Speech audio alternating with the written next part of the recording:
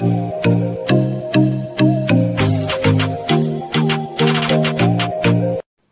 कहें क्या ना कहें आरज़ू मदहोश है, क्या कहें क्या ना कहें आरज़ू मदहोश है, गिर रहे हैं आंसू पन्नों पर कलम भी खामोश है।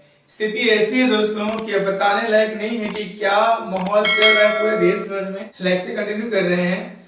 हम देखते हैं आज BPT theorem, that is the basic proportionality theorem.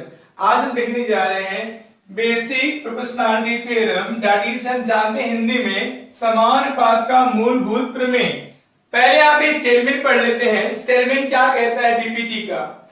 If a line parallel to a side of a triangle, okay, एक मन में पिक्चर आ रही है, एक ट्राइंगल है, एक ट्राइंगल में लिया एक्स वाई जेड, यहां पर एक लाइन दिया ए बी जो उसके एक साइड के पैरेलल है। ए बी जो है वो वाई जेड के पैरेलल है। फिर आगे and intersect the remaining sides, and intersect the remaining sides, remaining side कौन है? एक्स वाई है और वाई जेड है। तो इस साइड को पॉइंट ए पर और पॉइंट बी पर इंटरसेक्ट करती है इन टू डिस्टिंक्ट पॉइंट्स में।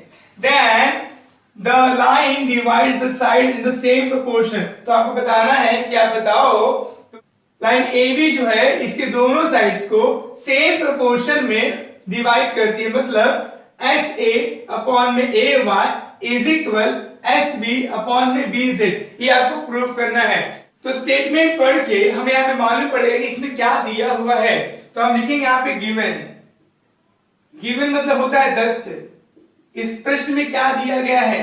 दिया गया है सबसे बड़ी बात कि एक ट्राइंगल दिया है। तो हम लिखेंगे यहाँ पे in triangle X Y Z. तो लिखिए यहाँ पे in triangle X Y Z. अब हमें क्या दिया है? If a line parallel to a side, एक लाइन जो है वो एक साइड के पैरेलल है। तो हमें साफ साफ दिख रहा है यहाँ ए बी जो है वो पैरेलल है किसके? साइड वाई जेड के, वाई जेड के पैरेलल है। फिर आगे और इंफॉर्मेशन दिया हुआ है and intersect the remaining sides in two distinct point. तो लिखेंगे यहाँ पे हम लोग line A B intersect side X Y and side X Z at point A and B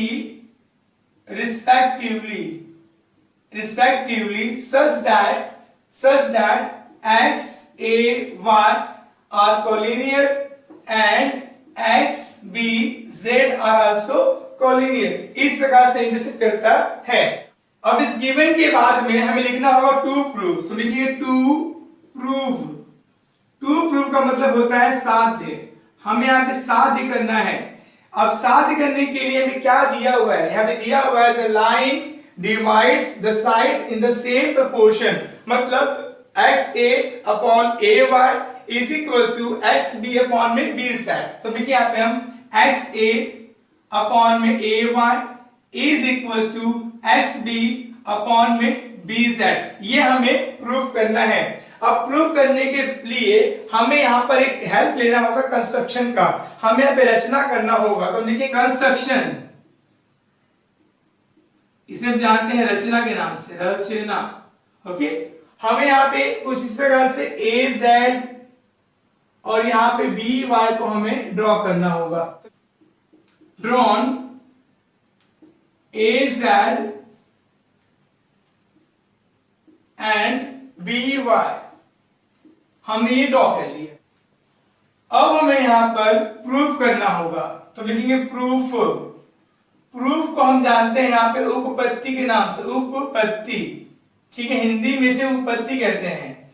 अब प्रूफ करने के लिए दोस्तों हमें क्या करना होगा? सबसे पहले मैं जो बता रहा हूं समझिएगा एकदम। देखो, जो प्रमेय होता है, जो थ्योरम्स होते हैं काफी सिंपल होते हैं और सब कुछ उसके स्टेटमेंट के अंदर छिपा होता है। समझिएगा। देखो, प्रेशर लेके नहीं पढ़ाई करने का, प्रेशर मत लीजिए, एकदम नॉर्मली पढ़ाई कीजिए। देखिए हमें क्या करना होगा? ट्राइंगल लेंगे हम यहाँ पे, triangle X A B and triangle B A Y,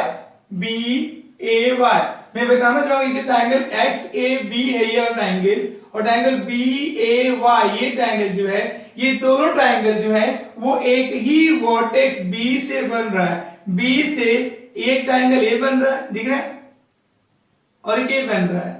तो कुल मिला के यहाँ पे दो ट्राइंगल बन रहे हैं, के और एक ही ट्राइंगल बन रहा है। अब इस दो ट्राइंगल के अंदर क्या करना है हमें, देखिए समझिएगा बोला, इस दो ट्राइंगल में हम देखें तो ये दोनों एक ही वर्टेक्स बी से बन रहा है। ओके, तो हम यहाँ जानते हैं कि जब एक ही वर्टेक्स से जब दो ट्राइंगल बनेंगे तो उस ट्राइंगल की हाइट क्या होगी, सेम होगी। Triangle X A B and triangle B A Y are formed through vertex B. Therefore, they have an equal heights. दोनों की यहाँ पे इक्वल हाइट्स हो जाएगी। ओके, तो यहाँ हम लिख सकते हैं, यहाँ पे हम लोग area of triangle X A B upon area of triangle B A Y, दो ट्राइंगल्स में जब हाइट इक्वल होगी तो उनके एरिया के रेशियो जो है उनके बेस के प्रोपोर्शन के बराबर होगा। ओके, तो मैं लिखेंगे यहाँ पे हम लोग एक्स ए अपॉन में ए वाई, इसी क्वेश्चन में हम लोग 1, और बोलेंगे यहाँ पे हम triangles with equal heights, okay. ऐसे ही हम देखेंगे triangle X A B and triangle B A Z are formed through vertex A. Therefore, they have also an equal heights. इनकी भी क्या होगी, इक्वल हाइट्स होगी। सो therefore हम लिख सकते हैं area of triangle X A B upon में area of triangle A B Z is equal to, इस दो ट्राइंगल के अंदर, इस ट्राइंगल में और इस ट्राइंगल में इनकी भी हाइट सेम होने वाली है, तो इनका भी होगा बेस के प्रोपोर्शन में होगा। तो बेस क्या है, यहाँ बेस है एक्स बी अपॉन में बी जेड, इसी क्वेश्चन में हम लोग 2, और बोले हम लोग यहाँ पे triangles with same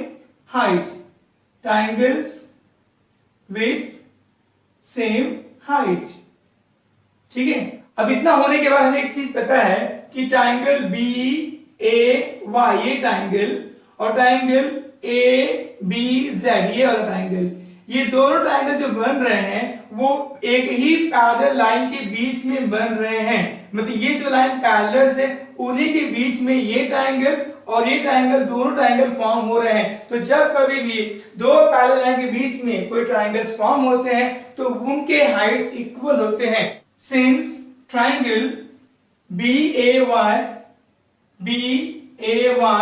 and triangle ABZ are formed under same parallel lines, में दो ट्राइंगल फॉर्म हो रहे हैं, साथ ही their base is also equal, base क्या इनका है, AB का बेस है जो कि इक्वल है। सो देयरफॉर हम लिख देंगे area of triangle BAY is equals to area of triangle ABZ। इसी क्वेश्चन में 3 लेते हैं हम लोग। अब मैं बोलेंगे हम लोग यहाँ पे triangles with equal base and equal Heights, ये ट्राइंगल्स बन रहे हैं, इनके बेस भी इक्वल है और इनके हाइट्स भी इक्वल है। तो हम बोलेंगे बाय इक्वेशन नंबर 1, 2 एंड 3, हम बोलेंगे बाय 1, 2 एंड 3। अब दोस्तों इक्वेशन नंबर 1, 2, 3 से हम देखेंगे यहाँ पे कि triangle, area of triangle X A B यहां भी है, area of triangle X A B यहां भी है। अब area triangle B A Y और area triangle A B Z दोनों जो दिया है अपॉन में, ये दोनों ट्रायंगल के जो एरिया है वे दोनों क्या इक्वल है। ये क्वेश्चन नंबर 3 बता रहा है कि ये दोनों क्या आपस में इक्वल है। मतलब ये हुआ कि ये पूरा जो पार्ट है इस पूरे पार्ट के इक्वल हो जाएगा। तो मैं लिखेंगे यहाँ पे हम, तो लिखेंगे area of triangle X A B upon area of triangle B A Y is equal to area of triangle X A B upon area of triangle A B Z. और इसी क्वेश्चन में हम लोग यहाँ पे 4, इसे 4 बोल देंगे। अब हम इक्वेशन नंबर 1 देखेंगे, 2 देखेंगे और 4 देखेंगे। तो बोलेंगे बाय 1, 2 एंड 4 से चेक कीजिए। यहां पर area triangle X A B upon में area triangle B A Y, ये जो पार्ट है इस पूरे पार्ट के इक्वल है। तो ये बराबर इसके, तो ये बराबर इसके, तो यहां भी इसलिए यहां पे हो गया एक्स ए अपॉन में A Y is equal to X B upon में बी जेड। और हैंस ये हो गया प्रूव्ड, ये हमारा प्रूव्ड हो गया। ओके, बहुत सिंपल सा थ्योरम है दोस्तों ये, अगर आप ध्यान देंगे तो बहुत सिंपल लगेगा। एक बार इन शॉर्ट में समझ लेते हैं। आपको स्टेटमेंट में क्या दिया था, एक ट्रायंगल दिया हुआ है, इस ट्रायंगल में एक यहाँ पे लाइन दिया हुआ है जो थर्ड साइड के पैरेलल में है। तो हमें मालूम कि जब एक ही वर्टेक्स से ट्रायंगल फॉर्म होंगे तो उनके हाइट्स इक्वल होंगे। तो जब ये दो ट्रायंगल के हाइट्स इक्वल होंगे तो उनका प्रोपोर्शन बेस के हिसाब से आप ले लीजिएगा, क्वेश्चन नंबर 1 बना लीजिएगा। अब ऐसे ही आप यहां भी देखेंगे तो ये दो ट्रायंगल में भी हाइट सेम होगी तो उनका प्रोपोर्शन भी बेस के इक्वल हो जाएगा, क्वेश्चन नंबर 2 ले लीजिएगा। अब ट्रायंगल यहाँ पे बी ए वाई और ट्रायंगल बी ए जेड दोनों ट्रायंगल जो बन रहे हैं वो एक ही पैरेलल लाइन के बीच में बन रहे हैं और उनके बेस भी इक्वल है। तो यहाँ पे ट्रायंगल बन जाएगा equal Heights and equal base वाला। तो दोनों ट्रायंगल के एरिया जो है वो इक्वल हो जाएगा, क्वेश्चन नंबर 3 ले लीजिएगा। अब बाय 1, 2 और 3 से हमें मालूम पड़ेगा कि ये दोनों पार्ट आपस में इक्वल हो जाएगा। इसे क्वेश्चन नंबर 4 ले लेंगे। अब हम बोलेंगे क्वेश्चन नंबर 1, 2 और 4 से हमें मालूम पड़ेगा कि जब ये बराबर इसके तो ये बराबर इसके, और सवाल क्या हो जाएगा, प्रूव। दोस्तों तो बहुत ही सवाल सिंपल था। दोस्तों अभी हमने देखा था बीपीटी।